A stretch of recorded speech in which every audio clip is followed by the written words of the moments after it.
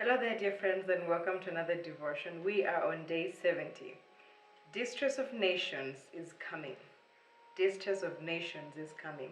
Our key text is Luke 21, 25, and 26. And there will be on the earth distress of nations with perplexity, the sea and the waves roaring, men's hearts failing them from fear and the expectation of those things which are coming on the earth, for the powers of heaven will be shaken. The Lord Jesus entered upon the open field in contest with Satan in human flesh at the point in degeneracy when he was born into the world. Human nature will never be any weaker, never reach any lower in itself than when Jesus Christ came into the world. Wow. The only means by which man will be worse is that the same iniquity will be professing Christianity. I gotta say that again. Human nature will never be any weaker, never reach any lower in itself than when Jesus Christ came into this world. The only means by which man will be worse is that the same iniquity will be professing Christianity. And that makes him worse in this respect, in that he has cut himself off from salvation by taking God's means of salvation and making it a cloak for his iniquities.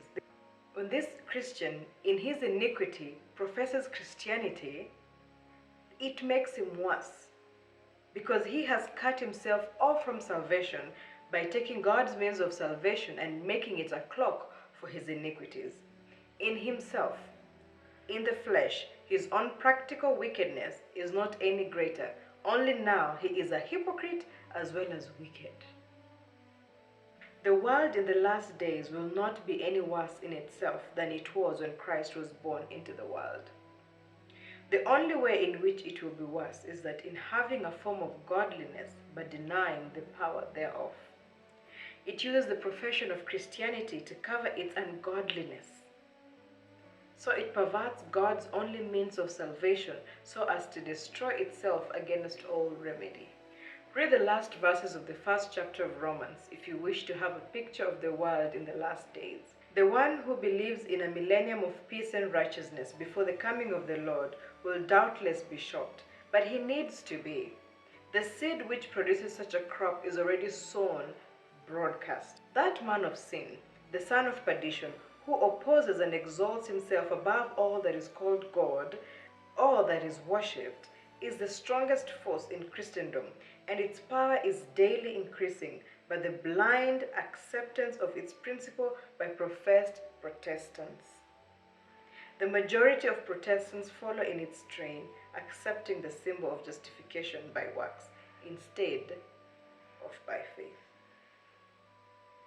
A lot of people are being misled by professing Christianity but denying the what? The power thereof. People are professing to be Christians, but they're denying the power thereof. This is the distress of nation that is coming, and I think it's already here. It's just going to get worse.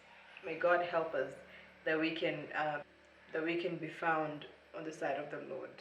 I hope we can commit ourselves to walk with Jesus every day so that he can help us to lead a Christ-like life.